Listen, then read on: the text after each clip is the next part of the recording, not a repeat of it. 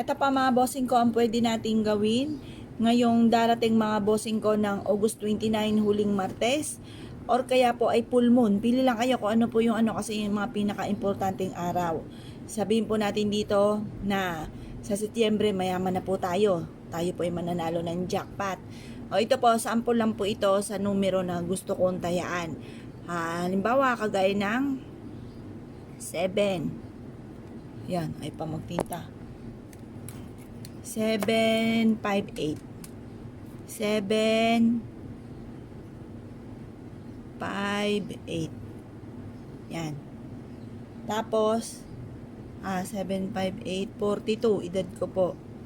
Tapos, edad ng mister ko, 45.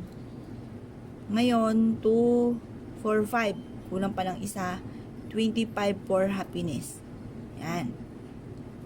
Pagtapos, sabihin nyo po dito, mananalo. Mananalo ako sa numero na ito ng jackpot. Jackpot. Yan. Yan po mga bossing. Pagkatapos, sabihin nyo po dito, magkakaroon ako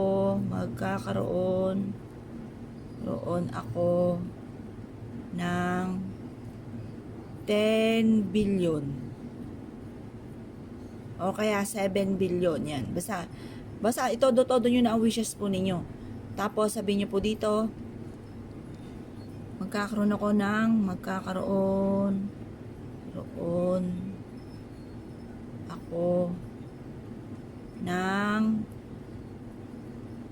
negosyo na dito ako'y yayaman. Yan. Tapos i-wish na po lahat po ninyo ang gustong i-wish mga bossing, kahit patong-patungin nyo po ito. Ito pa mga bossing ko, ang gagawin po ninyo, ibibilad nyo sa sinag ng araw. Kung sa huling Martes nyo ito gagawin ng August 29, tapos ng alas 8 ng umaga kunin nyo ito po ilagay sa inyo pong pitaka. Ang dulot po nito ay swerte. Or kaya po mga bossing ko, kapag naman sa full moon sa August 31, alas 7 ng gabi, i-overnight po ninyo ito hanggang alas 8 ng umaga para dalawa yung swerte. Isa sa buwan at isa rin po sa araw mga bossing. Tapos ilagay nyo po ito sa inyo pong pitaka. Ngayon pa mga bossing, i-mindset nyo na kayo po yung magiging matagumpay, i-mindset nyo na kayo po yayaman, i-mindset nyo na simula na ito ng pagyaman po ninyo, ganun po ang mga pag-wish. Pagtapos na po kayo mag-wish mga bossing ko, ilagay nyo lang ito sa inyo pong pitaka at makakatulong po ito upang sa ganon, higit kayo na maging maswerte ngayong darating na buwan mga bossing ko ng Setyembre.